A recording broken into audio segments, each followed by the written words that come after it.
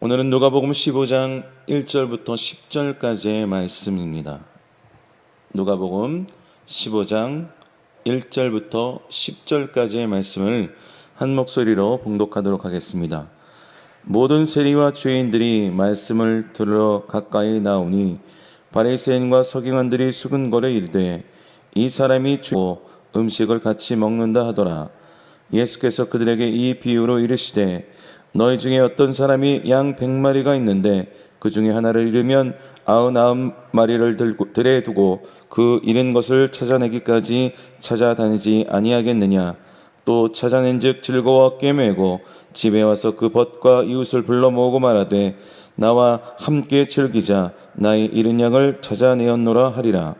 내가 너희에게 이르노니 이와 같이 죄인 한 사람이 회개하면 하늘에서는 회개할 것 없는 의인 99으로 말미암아 기뻐하는 것보다 더하리라. 어떤 여자가 10드라크마가 있는데 하나를 잃으면 등불을 켜고 집에 쓸며 찾아내기까지 부지런히 찾지 아니하겠느냐. 또 찾아낸즉 벗과 이웃을 불러 모으고 말하되 나와 함께 즐기자. 잃은 드라크마를 찾아내었노라 하리라. 내가 너에게 이르노니 이와 같이 죄인 한 사람이 회개하면 하나님의 사자들 앞에 기쁨이 되느니라. 아멘. 오늘 이 본문의 말씀은 수많은 사람들이 은혜를 받고 또 위로를 받고 소망을 얻는 성경의 수많은 말씀 중에서 아름답고 귀한 말씀입니다. 예수님께서 이 누가복음 15장의 이 비유의 말씀을 통해서 하나님의 마음과 또 죄인들을 향한 하나님의 마음을 보여주고 계시는 것입니다.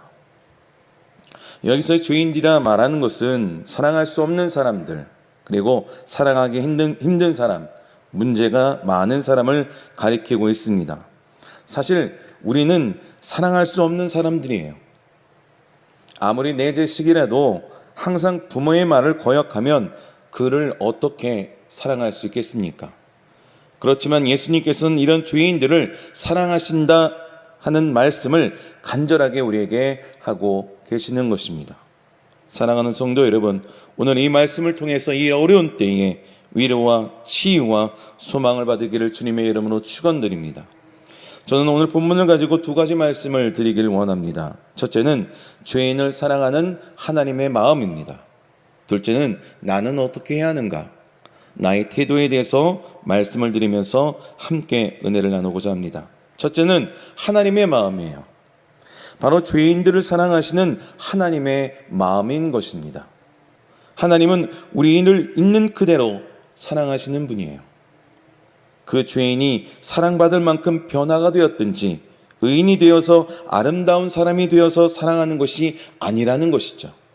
그냥 죄인이 그대로 있을 때, 아무도 사랑할 수 없는 상태에 있을 때 하나님은 그런 우리를 사랑하신다 말씀하고 계시는 것입니다. 그것은 참으로 놀라운 사실입니다. 이것이 가장 중요한 진리인 것이죠. 그리고 성경의 신구약은 바로 이 하나님의 마음을 여러 가지로 우리에게 보여주고 있다는 증거를 말씀하고 있는 것입니다. 오늘 본문 1절과 2절을 보겠습니다. 모든 세리와 죄인들이 말씀을 들으러 가까이 나오니 바리새인과 서기관들이 수근거려 이르되 이 사람이 죄인을 영접하고 음식을 같이 먹는다 하더라. 예수께서 세리와 죄인들을 영접하고 그 사람들과 음식을 같이 먹는 그 같은 일은 당시에 있을 수 없는 일이에요. 전혀 용납돼서는 안 되는 상황인 것입니다. 정말 파격적인 태도였죠. 그런 일이 없어야 하겠지만 만일 제가 건달들이랑 어울렸다면, 만약 그런 소문들이 난다면 어떻겠습니까? 예수님께서 그런 세리와 죄인들을 영접하시고 같이 식사를 하시는 모습은 정말로 이해하기 어렵고 그 당시 받아들이기 정말 어려운 태도였다는 것입니다. 그래서 바리새인과 서기관들이 원망을 했다는 말은 원어로 막 수근거리고 이상했다라고 기록하고 있다는 것이죠. 이에 대해서 예수님께서는 찢어질 것 같은 마음으로, 애통하시는 마음으로 오늘 이와 같은 비유로 말씀하고 계시는 것입니다. 바로 하나님의 마음을 뭔지 가르쳐주고 있는 것이죠. 100마리 양이 있는데 그 중에 한 마리 양이 어디로 가버렸어요. 그럴 때 잃어버린 그 한 마리 양을 기필코 기어코 찾아가지고 그 찾은 한 마리 양을 어깨 메고 와서 즐거워하는 이 목자의 마음.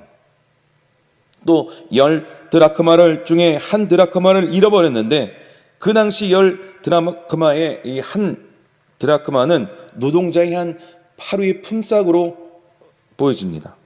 어떤 성경학자는 이 10드라크마는 결혼 지참금을 받은 선물이다라고 해석하는 사람들도 있어요. 잃어버린 이 한 드라크마, 온 집을 뒤져 찾아가지고 기뻐하는 그녀의 모습, 바로 그것이 죄인 한 사람을 찾으시는 하나님의 애타하는 마음, 사랑하는 마음인 것입니다. 그것을 말씀하고 계셔요. 7절에 보면 내가 너에게 이르노니 이같이 죄인 한 사람이 회개하면 하늘에서는 회개할 것 없는 의인 아홉으로 말미암아 기뻐하는 것보다 더하리라. 또 10절에 같은 말씀을 하세요. 내가 너에게 이르노니 이와 같이 죄인 한 사람이 회개하면 하나님의 사자들 앞에 기쁨이 되느니라. 우리에겐 많은 신앙의 문제들이 있습니다. 그런데 문제의 뿌리를 들여다보면 곧 하나님과 나와의 관계였다는 것이죠.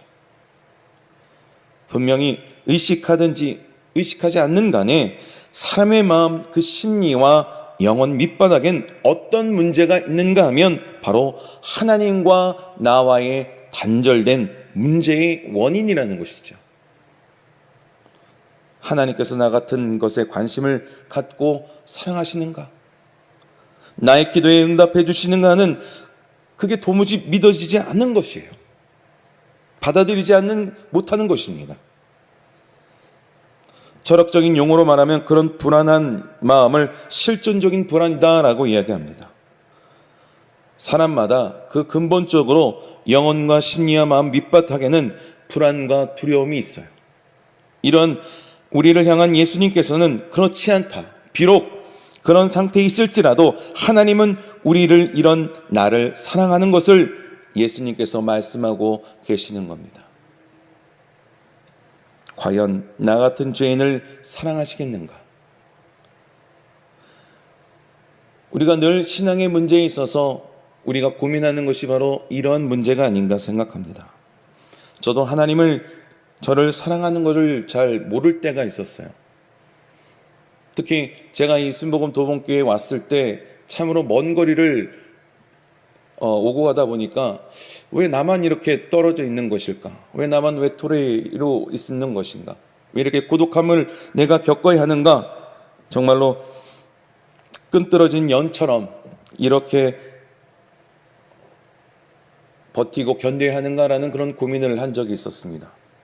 그런데 어느 날 제가 이 운전하고 이 새벽에 출근을 하고 있는데 갑자기 그런 생각이 드는 거예요.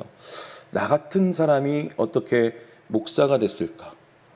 나 같은 사람이 어떻게 하나님의 일에, 하나님의 그런 크신 놀라운 사역에 쓰임받을 수 있을까 하는 생각이 들었어요.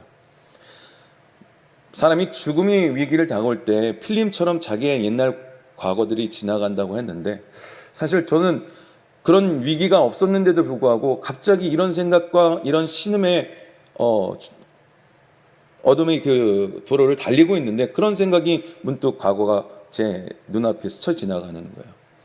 제가 잘못했던 것들, 제가 지금껏 살아왔던 것들, 물론 주의 종이 되고 나서는 그런 나쁜 짓, 정말로 잘못한 큰 죄를 저지른 없었지만 제가 주의 종으로 살아오기 전의 삶을 보면 너무나도 주의 종으로서 과연 내가 목사로서 살아갈 수 있는가 하는 그러한 생각을 마음이 들었습니다. 문득 그래서 저는 내가 이렇게 주님 앞에 쓰임받는 거 정말 하나님의 은혜다. 근데 은혜라도 그것이 설명이 안 되는 거예요. 기적이다. 그런데 기적도 그게 제 마음에 용납이 안 되는 거예요. 기적을 뛰어넘은 창조다. 재창조다. 그렇게 생각되니까 내 마음에 그런 기쁨과 또 하나님 앞에 또 주어진 그 사역을 감당할 수 있는 그러한 힘이 되었던 것을 볼 수가 있습니다. 그런 마음을 들 때 하나님이 나를 사랑하고 계시는구나. 지금도 나를 하나님께서 곁에서 붙들고 계시고 인정하고 계시고 나와 함께 하시는구나. 그런 마음이 들었습니다. 이런 정말 놀라운 사실이었어요. 그날 하나님의 사랑을 받아들이고 그 사랑 안에 들어갔어요. 지금까지 그 사랑 안에서 하나님께 쓰임받고 사역하고 있습니다. 마태복음 9장 13절 하반절에 말씀합니다. 나는 의인을 부르러 온 것이 아니요 죄인을 부르러 왔노라. 로마서 5장 8절에도 이런 말씀이 있습니다. 우리가 아직 죄인 되었을 때 그리스도께서 우리를 위하여 죽으심으로 하나님께서 우리에게 대한 자기의 사랑을 확증하셨느니라. 이건 도저히 인간의 말로 표현할 수 없는 것이에요. 전능한 하나님께서 우리에게 내 사랑을 좀 받아라 이렇게 말씀하시는 것 같지 않습니까? 이런 하나님의 마음을 오늘 이 아침에 저와 여러분들이 느끼시고 누리시기를 주님의 이름으로 축원합니다. 두 번째, 그러면 나는 어떻게 할 것인가? 이런 하나님의 앞에서 나의 태도는 어떻게 해야 하는 것인가? 오늘 본문 7절에 보면 죄인 하나가 회개하면 하늘에서 큰 기쁨이 있다 말씀합니다. 10절에도 하나님의 사자들 앞에서 큰 기쁨이 있다 말씀하고 있어요.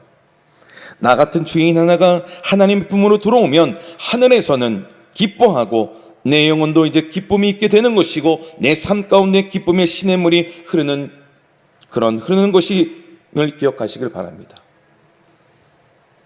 그렇다면 도대체 나는 어떻게 해야 합니까? 먼저 이 죄인된 내가 먼저 회개하는 것이죠. 내가 잃어버린 양이었고 죄인됨을 시인하는 거예요. 인정하는 것입니다. 그것이 시작되어야 하나님의 나를 찾고 계시는구나. 하나님 나 같은 죄인을 찾고 계시는구나. 그 하나님의 마음을 받아들일 수 있는 것입니다. 또한 한 사람이라도 구원하기 위해서 애써야 한다는 것이죠. 하나님은 한 영혼을 찾은 것을 가장 귀하게 여기시는 분입니다. 그러므로 항상 우리는 불신자에 대해서 관심을 가져야 합니다. 물론 그 외에도 할 일이 많죠. 교회 안에서 봉사도 해야 되고 지구역 식구들과 함께 양육해야 되며 교회 안팎으로 어려운 사람을 구제해야 합니다. 그렇지만 우리가 가장 해야 할 중요한 일, 가장 귀하게 여겨야 할 일이 무엇이냐 묻는다면 그것은 한 영혼을 구원하시는 것. 지금은 전도하기가 많이 어려운 때입니다. 특히 기독교인으로서 또 드러내는 것도 어떻게 보면 부끄러운 그런 상황이 될 수도 있어요.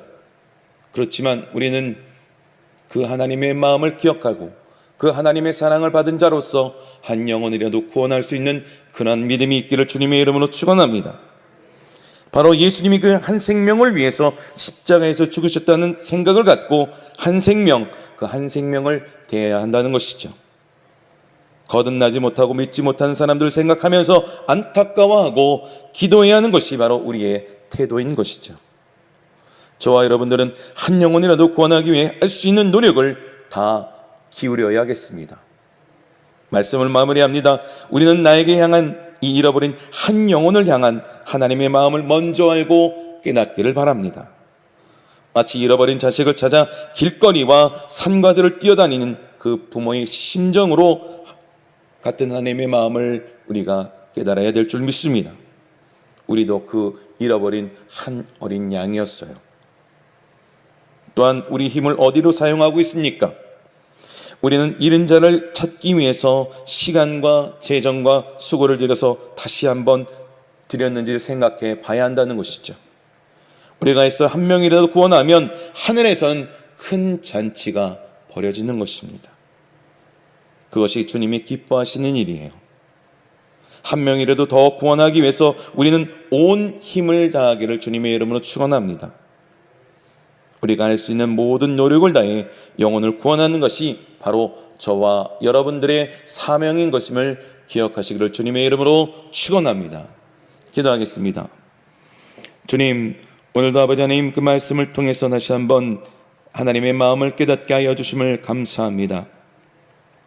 그 아버지 하나님 한 영혼을 구원했을 때 진정 하나님께서 너무나도 기뻐하시고 천국에선 아버지의 잔치가 벌어짐을 아버지 우리가 다시 한번 기억하게 하여 주셔서 이 땅 가운데 그 사랑을 경험한 우리 하나님의 권속들, 믿지 않는 한 영혼을 구원하기 위해서 수고하고 애쓸 수 있도록 우리의 마음 문을 열어 주옵소서.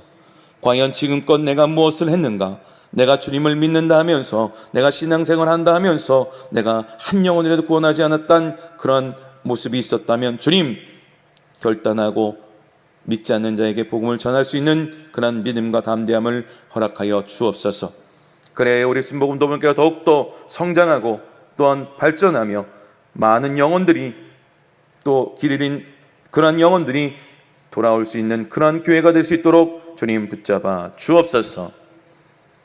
오늘도 아버지 말씀 가운데 함께해 주신 주님, 우리가 이 시간 하나님 앞에 부르짖고 기도하며 나아갈 때 이 제단을 통해서 하나님이 불이 임하게 하여 주시고, 진정 하나님의 기적의 은혜가 이 강단이, 이 교회의 성전이 되게 허락하여 주옵소서. 감사하며 예수 그리스도의 이름으로 기도합니다.